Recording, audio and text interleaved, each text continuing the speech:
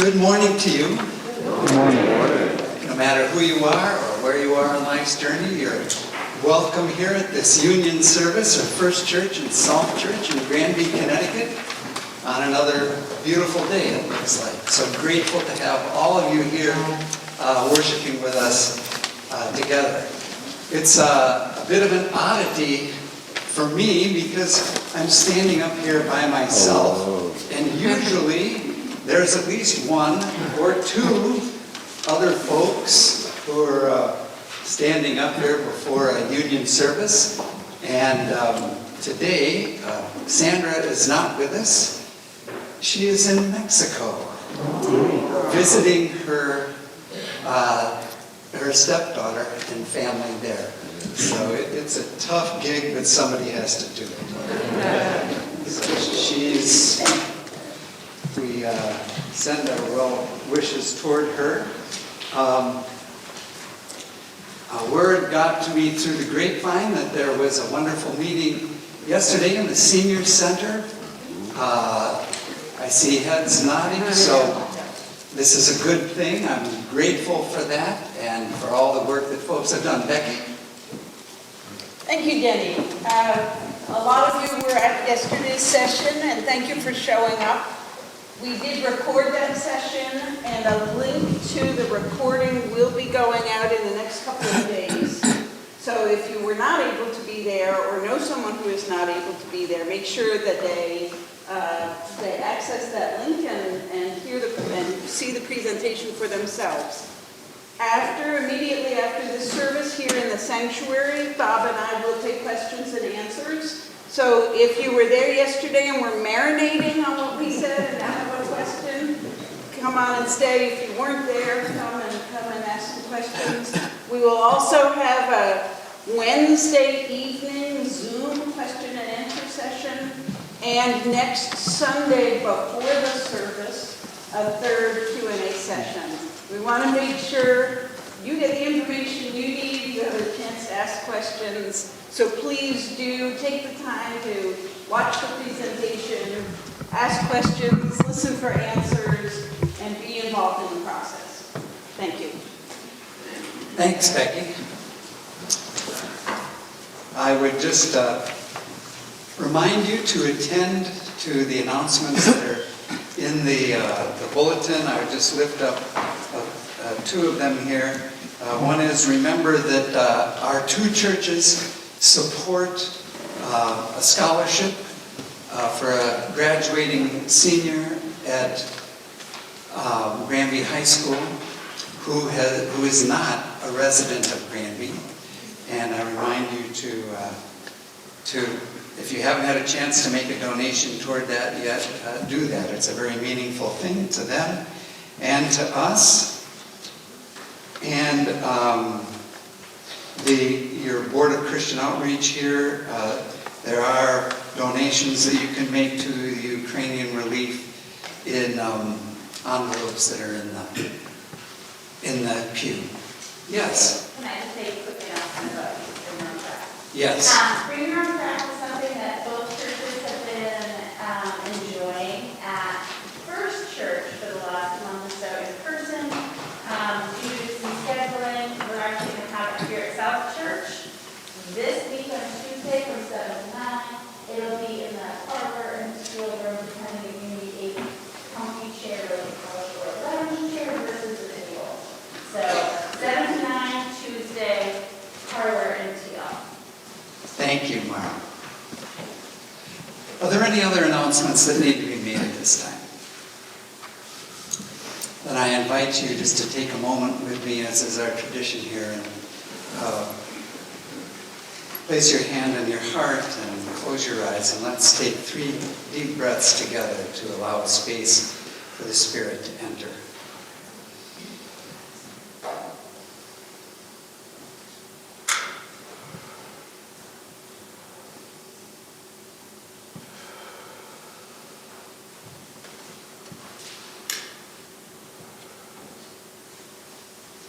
Let us continue in preparation for worship.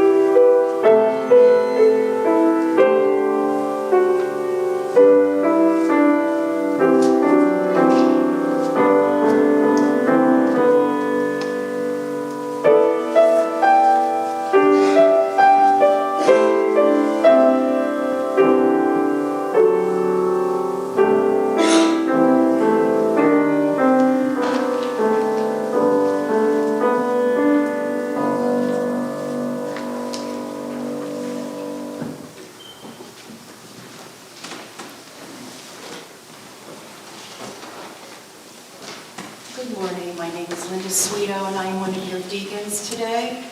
Please join me in the invitation. Doors slam shut, families are divided, friendships are severed. Jobs are lost, love is rejected, nations go to war. Still, God calls us to live with all of our heart and soul. Wounded and whole, anxious and courageous, uncertain and confident. And though it may appear that life as you know it has ended, Our hearts and minds are open, love will find a way.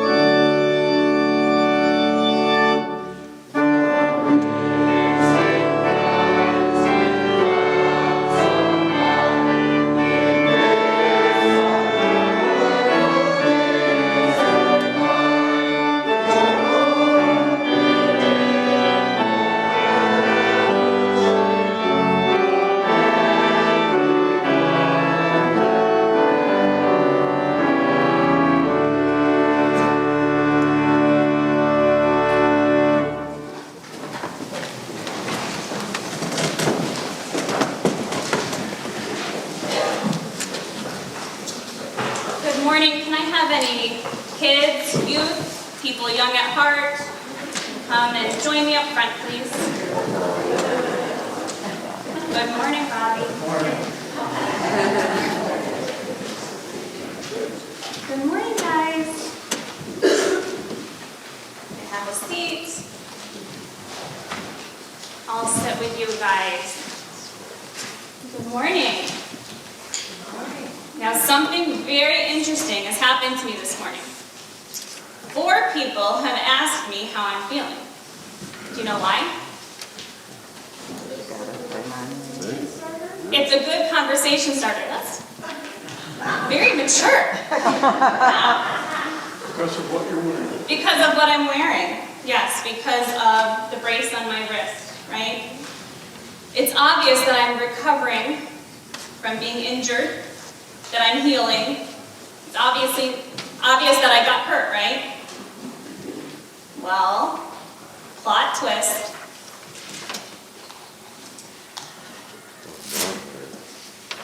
Weren't expecting that, huh?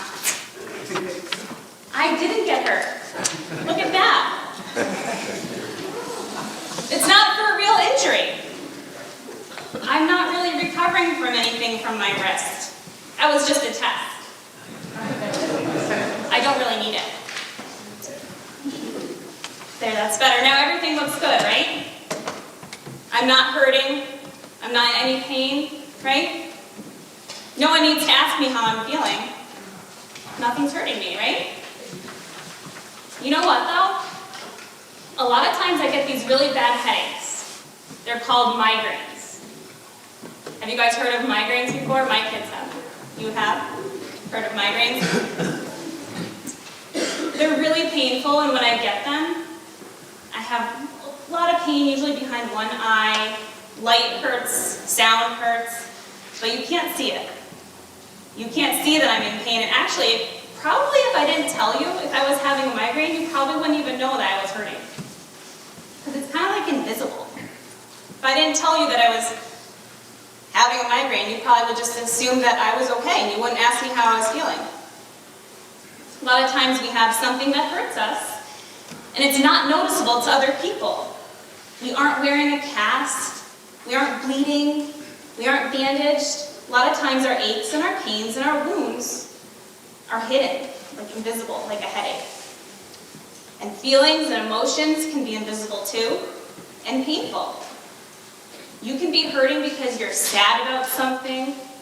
You can be hurting and no one would even know. Someone here in the congregation might even be really sad today and hurting because, say, they had to put their beloved dog down recently and they're missing them. Someone else could have a friend that moved away recently and they could be really sad. Maybe someone's lonely, maybe someone's grieving. You wouldn't even know because they don't have something on their body to show you that they have something painful going on. Maybe someone here has a bad headache right now. We wouldn't know. So that means it's always up to us to practice kindness and compassion, to always be nice to others, because you never know if anyone else is in pain. You never know what anyone else is going through. You don't know if they're hurting in an invisible way. So let's end in an echo prayer, and then we'll go talk more about this, okay? Mother God, help us to be kind to everyone, even if we can't see how they're hurting. Amen.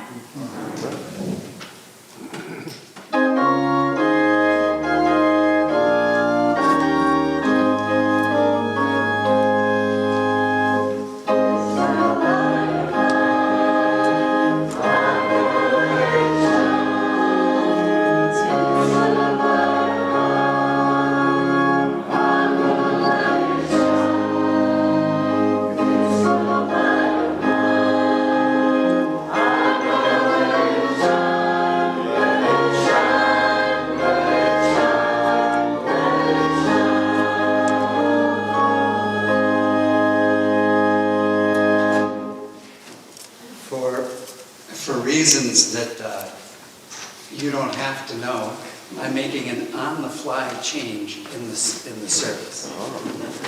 And so the song that Britta and I are going to sing is going to come directly after the sermon and before the prayer.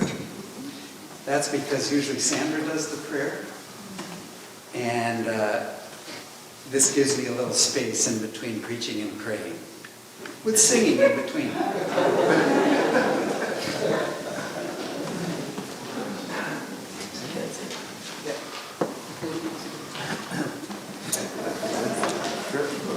You can see her up. I should have said that. Good morning. As we hear the words of Scripture, let us listen to the words of the Word of God. Today I'll be reading from John 20, verses 19 through 31.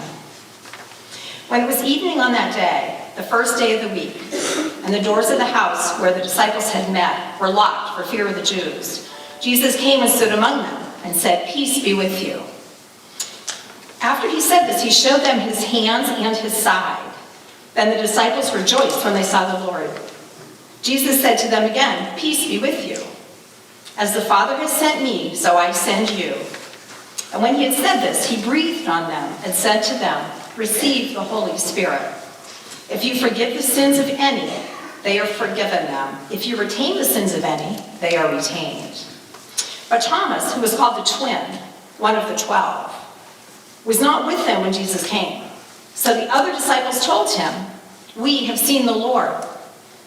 But he said to them, unless I see the mark of the nails on his hands, and put my finger in the mark of the nails, and my hand in his side, I will not believe. A week later, his disciples were again in the house, and Thomas was with them. Although the doors were shut, Jesus came and stood among them and said, "Peace be with you." Then he said to Thomas, "Put your finger here and see my hands. Reach out and put your hand in my side. Do not doubt, but believe."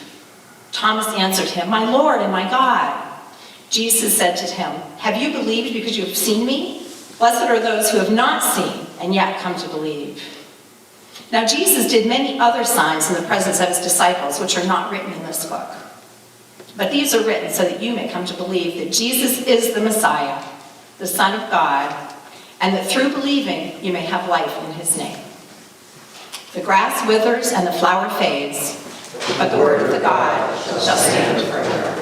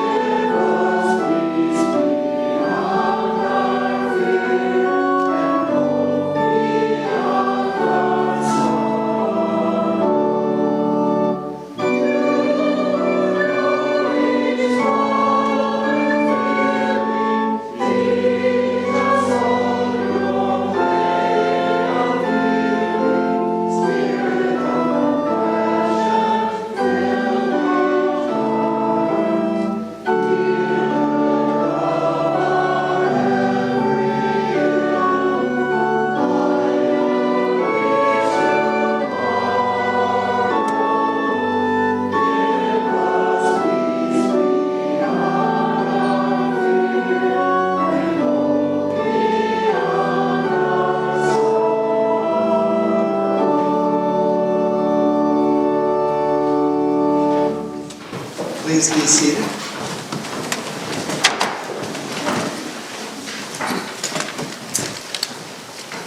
Some of you may know of Rachel Naomi Raymond.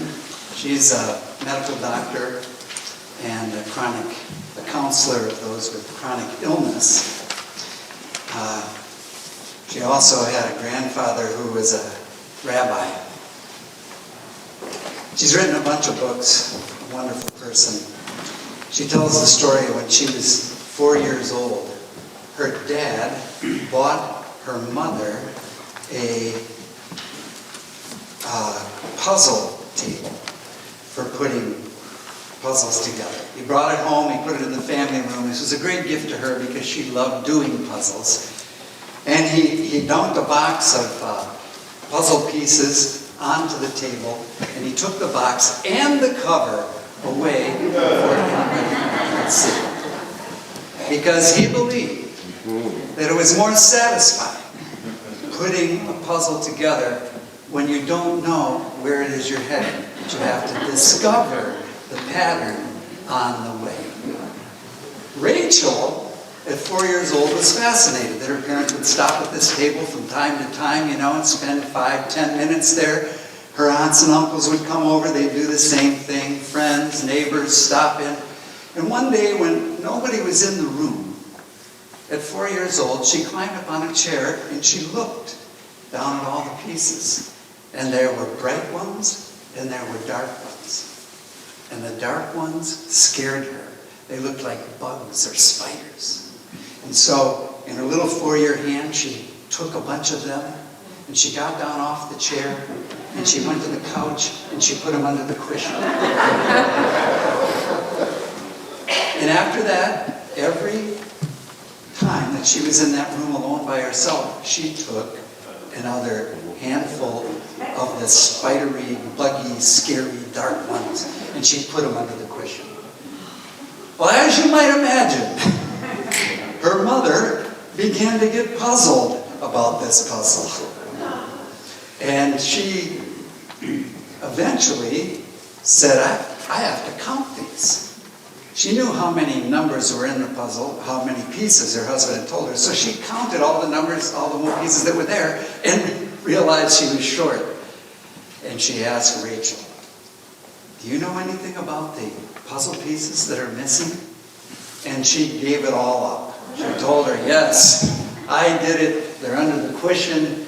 They look like buggy, spidery things. I'm scared of them, so I don't want them. And her mother took her to the table, brought the pieces there, and showed her how the puzzle worked. That you can't complete the puzzle with only the bright pieces. You have to have the dark pieces, or you can't actually get to the end and see the pattern and what the whole beauty of the whole thing is. And of course, Rachel tells this as a way of talking about our lives, that we often want to hide the dark pieces under a cushion somewhere and hide them because we're scared of things, depression, sometimes our own anger, losing a job, losing a friend, losing a life. There are lots of dark pieces in our lives.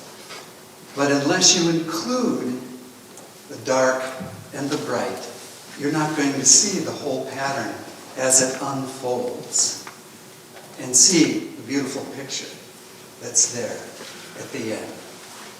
Well, Thomas was a puzzler. There's no question about it.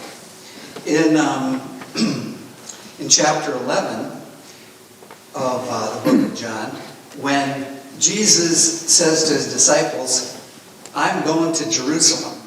And they all knew that there was a conspiracy going on to kill him once he got there. Well, Thomas is the one. Jesus takes off down the road. In my imagination, the others are standing going, what on the earth is he doing? Thomas turns to them and says, well, let's go die with him, guys. I don't know if he had a hint of sarcasm in his voice with it. It sounds like it to me. But he thinks he sees this puzzle, this part of this puzzle that's going to happen is we're going to go die with him. All right, that's it. Let's do it. And then in chapter 14, as they're sitting around the table with one another, Jesus tells them that he's going to the Father and that where he is going, they can come too because they know the way. And Thomas objects. Ho, Jesus, wait.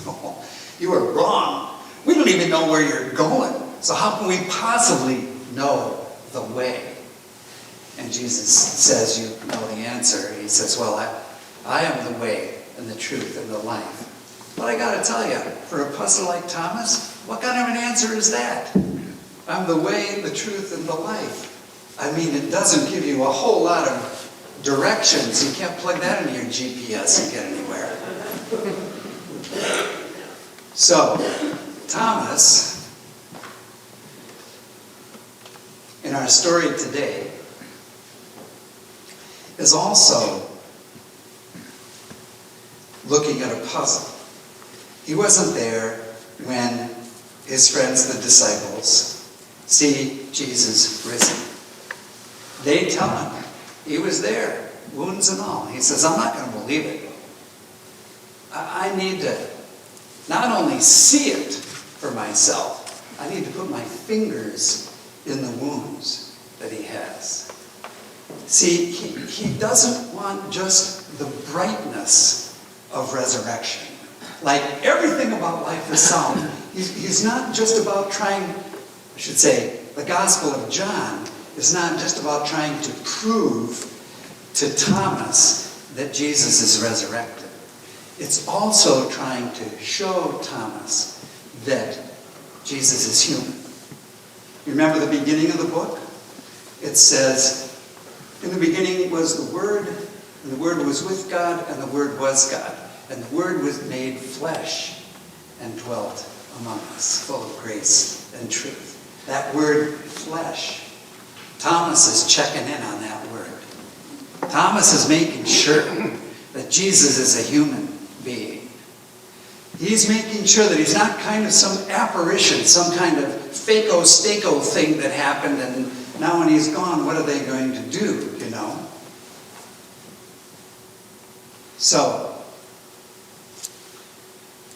Thomas wants the dark parts and the light parts, the bright parts, all of those pieces in his puzzle. He wants the whole thing so that he can understand the pattern.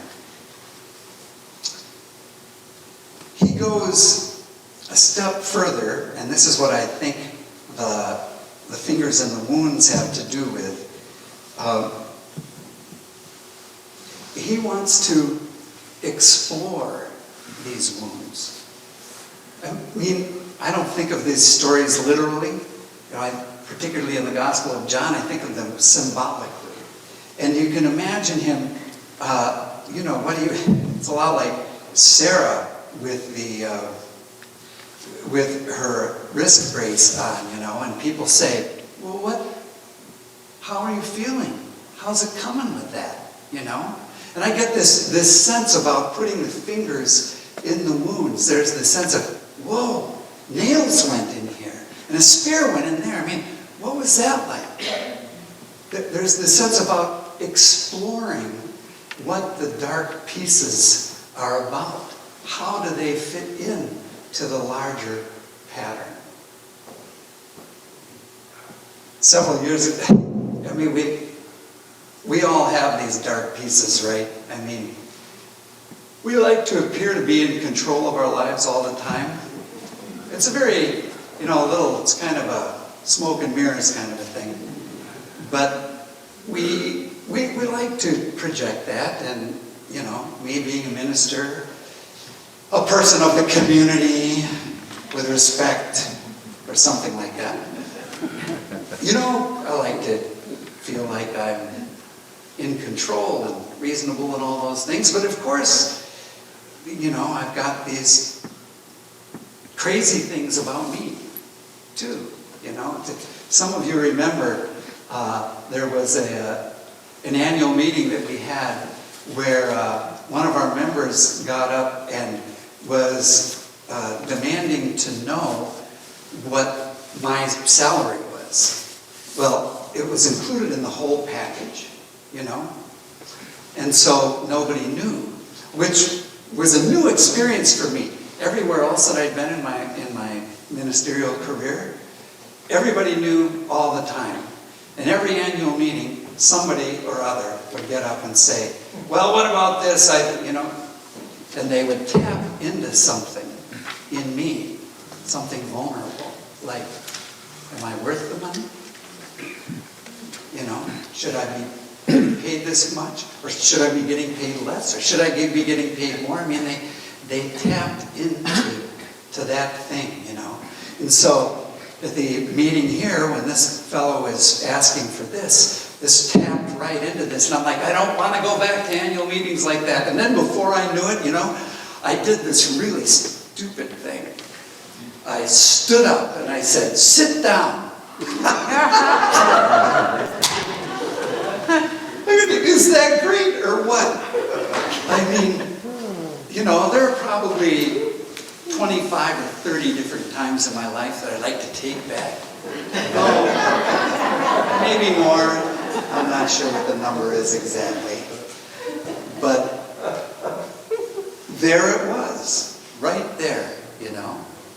And something had been stepped on for me. Well, I was meeting with oh, by the way, when I said sit down, he said, no, you sit down. Which I did. Because I shouldn't have stood up in the first place. What are you going to do? I don't know, you know, we're just not in control of ourselves like we think we are. And there are wounds that have been made in our lives which make us vulnerable and defensive, and you know about them as well as I do. And I then, in the next week, I met with a group of colleagues that I'd known for a long time, ministers, and we were going over the last couple of weeks, and I told them, you know, what a great minister I am at meetings. Told them this story, and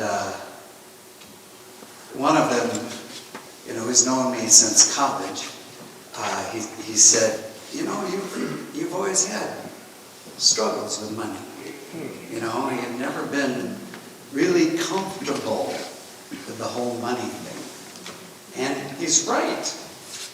And there was this amazing kind of thing when I put that experience, you know, sit down. No, you sit down. Okay. When I go put that experience in that category, I get the sense of how these colleagues, and this one fellow in particular, helped me explore the wound, the imperfection of my life, you know? We like to look perfect. Wouldn't that be wonderful? Well, actually it wouldn't. I'm not sure I could stand living with anybody that was perfect. I think that might not be a good thing at all. I mean, we are unique because we are imperfect. And here's what I think Thomas is going for. He puts his fingers in the wound and he goes, here he is risen, but he carries the wounds. He is still a human being. He is still one of us. He is still a person I can follow. And with that, I think that we come toward the end of the text there, and we begin to see that Thomas understands the deeper pattern now. He's included the darkness. He's explored the dark pieces. He's there in the brightness of the resurrection. But he sees the deeper pattern. The word believe is repeated 4 times in the last 3 verses of our text today. 4 times. But the word believe in the book of John isn't simply about an intellectual assent to something. You know what I mean? It's not just a cognitive content. Jesus is the Son of God. John is going for something else. And you know it in John because there are several different places, but I'll pick out one in particular. He uses the idea of abiding. Remember, he has that passage that goes, I am the vine, you are the branches. God is the vine dresser. And then he goes on to give some of the most convoluted sentences I've ever heard. God is in me, and I am in God, and I am in you, and you are in me. Therefore, you are in God, and God is in you, and you come through me, and I'm up to God, and we're all connected in this way. You read, you almost get whiplash just reading the verses. It's such a powerful statement. Abide, he says, in me. Abide in God. Abide in each other. Believing has to do with abiding. Believing has to do with, over the course of time, discovering what the patterns are. And you don't get that without knowing where the connections are, without taking the pieces and trying to fit them together. You know what I mean? You can step back from your life and you can just kind of be distant from it, Usually judgment comes with that, judging this or that. Or you can step into the flow of it and abide in this connected tissue. There's where new life, there's where resurrection comes from. It comes from abiding in the connections. This is what Jesus was doing for the disciples. He was telling them to abide with one another. That's the deeper pattern. The deeper pattern is abiding in the connections brings new life.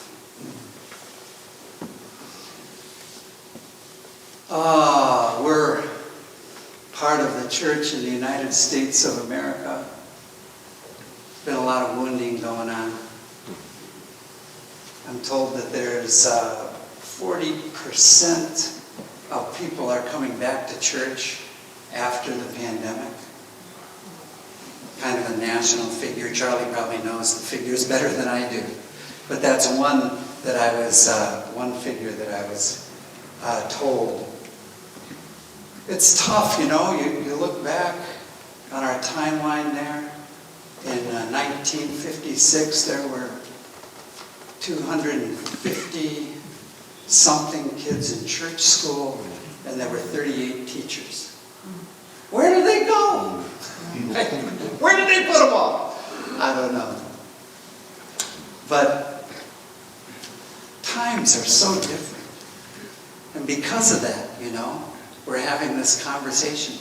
In part because of wounds, because we don't have 256 kids in our church school. There's a real sense of wanting to, for me, looking at it and saying, where's the new life? We want the new life to happen yesterday. Wouldn't that be nice? Wouldn't it be good? But the deeper pattern is that we have to abide with the connections. We have to abide with the love of God. We have to abide with the call of Jesus. We have to abide as two congregations with each other. I don't know what the outcome of the vote will be, but whether we vote to come together or not, we have to abide with one another. These two outposts of the United Church of Christ, these two outposts of our brand of Christianity, which is open to all and which is conversant with other faiths and other people. we have to abide. Well, I don't know.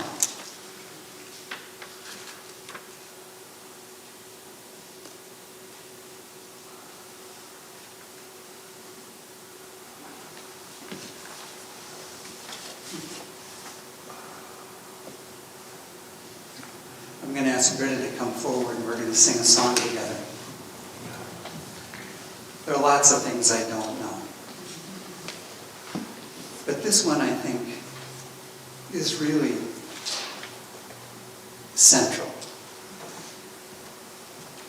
I had a friend in college who, after college, he went to Africa and we wrote letters back and forth.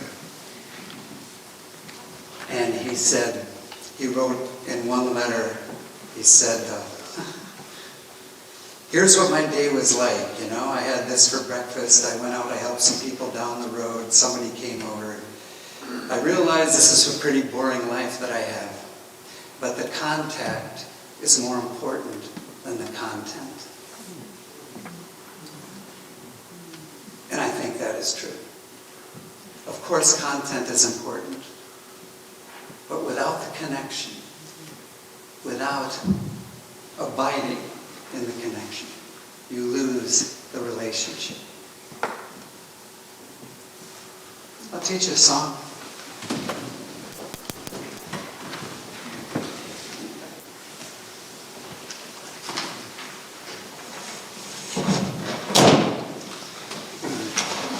In 1972, I was, quote, Bible director at a camp. And we had a junior high camp, which was about biblical heroes. And I wrote this song for them, for those junior high kids. In your bulletin, you've got the words to the refrain. Britta and I will sing it through for you once, and then you can sing it with us. I've got all I need, you say. That's a lie, it ain't true.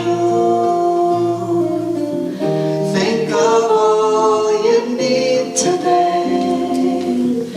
You need me, and I need you. Want to try it with us?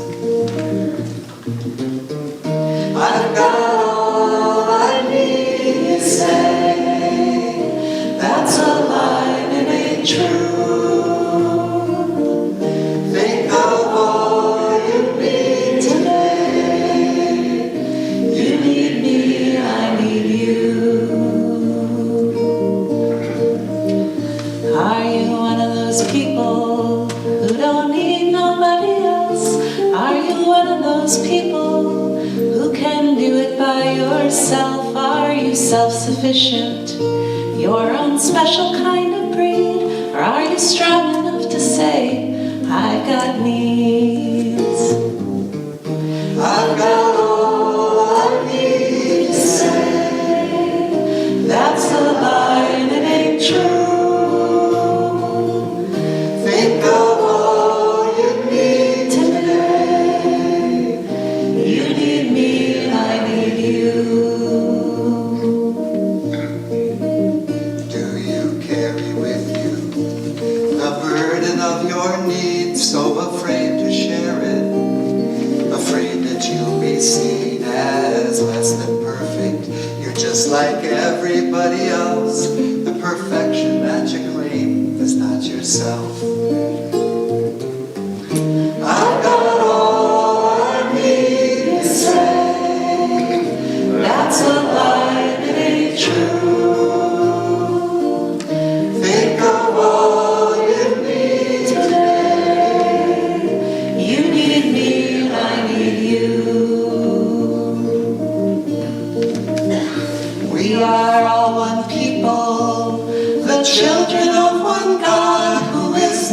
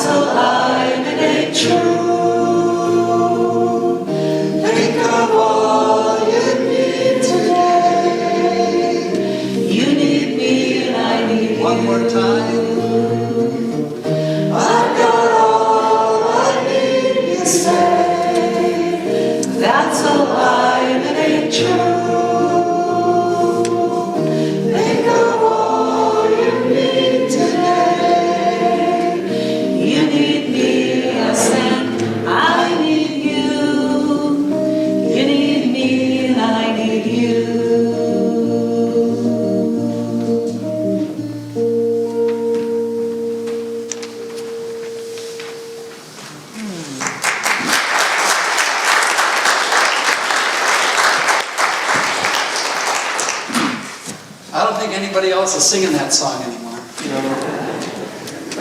So thank you.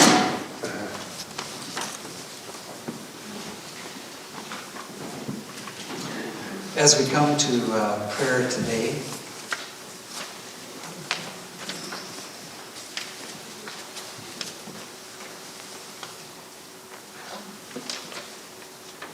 to let you know that Lee French is home recovering after surgery on Thursday. Steve Miltimore has been moved to rehab down by Hartford Hospital.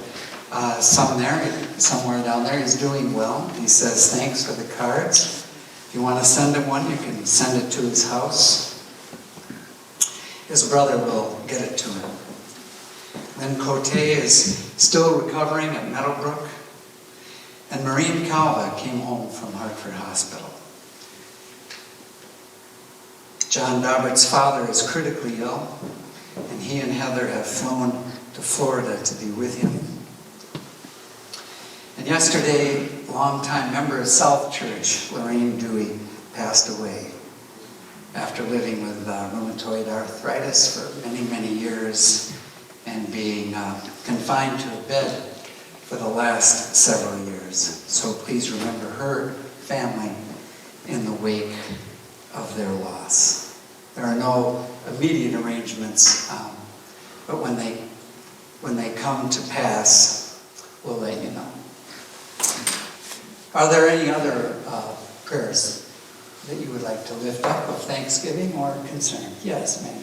My close friend and I, Sadie, has recently been diagnosed with cancer, and prayers, please, that she has comfort through this process, and that I have strength and faith to help her and myself get through this. For Sadie, who's been diagnosed with cancer, and for strength for her and comfort and care for her, as well as for Mags as her good friend is going through this. Thank you. Yes? For a dear friend, Gary, his wife, a lovely wife, died of ALS this week. Thank you for Gary, who died of ALS this week. Yes? Prayers for people suffering other wars besides Ukraine or being overshadowed by the 24-hour cable news. I mean, they're suffering just as bad. Thank you. Thank you, Bobby. Yes. For those suffering from war, we're all aware of the one in Ukraine, but there are many other wars going on in the world. For all victims of war, we lift up. Yes? As you know, Denny, I started substitute teaching, and it was about a month, a couple weeks. I just asked for prayers for the children. Because I never had children myself, and I love these kids. I pray for strength in myself to love and approach them with a lot of love. Because they need us. Lori, who began substitute teaching about a month ago, and the lives of children and students are rising up in her heart. Thank you. Yes? Prayers for both our churches as we near a particular end to the tremendous work that has taken place for 2 years. I am very grateful for all of the hours of hard work by our leaders within the committees and the many people, as well as our pastors and our staff, who have really made effort to keep this going. And may we not become blasé now that we near an end to this one chapter, and may we continue with courage. Thank you.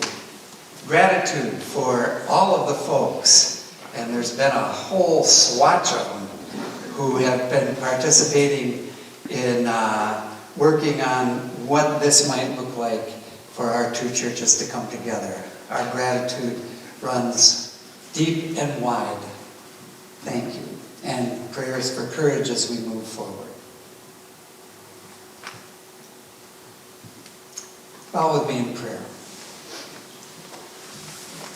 God of roots and branches, buds and blossoms, we come to you in the season of spring, grateful for the growth and beauty that surrounds us. Even here in New England, where clear skies can turn to storms in a moment, we have come to trust the turning of the seasons. Even now, we're putting away our snow shovels, planting our gardens, pulling out the barbecue grills, because we have faith in what comes next. So grant us faith in the seasons of our lives as well, from one to the next. As babies come and grow and then take off on their own, as careers are chosen, promotions earned, jobs lost, as illness arrives and takes its toll on our health before departing, as our bodies weaken and we stumble toward the doorway at the end of the hall. Grant us faith that life, like the seasons, will continue coming at us and moving through us, the same way it comes to and moves through the flowers and the trees, and that is by way of connection, which for us includes the bonds we have with friends, the ties we have with our spiritual community, the relationships we have with neighbors, the solidarity we feel with the oppressed, the aspirations we have in common with the poor, the planet we share with our enemies, the attachments we have to you, whom we call God, the one at the center of all things, holding all things together. We give you thanks, O God, for a life that is both solitary and shared. We express our commitment to the way of Jesus as we recite the prayer that he taught his disciples, saying, Our Father, who art in heaven, hallowed be thy name. Thy kingdom come, thy will be done, on earth as it is in heaven. Give us this day our daily bread, and forgive us our debts, as we forgive our debtors. And lead us not into temptation, but deliver us from evil. For thine is the kingdom, and the power, and the glory forever. Amen.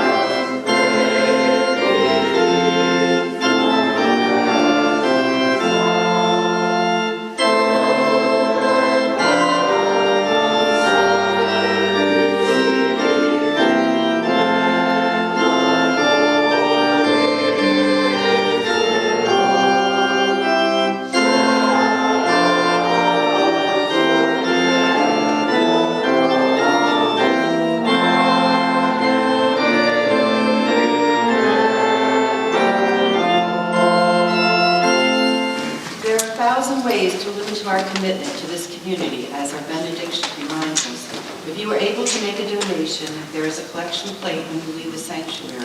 If you are not, your presence here is a gift in and of itself. Thank you for being part of us today. Please join me in the benediction. Go forward to the world to serve God and the land. Be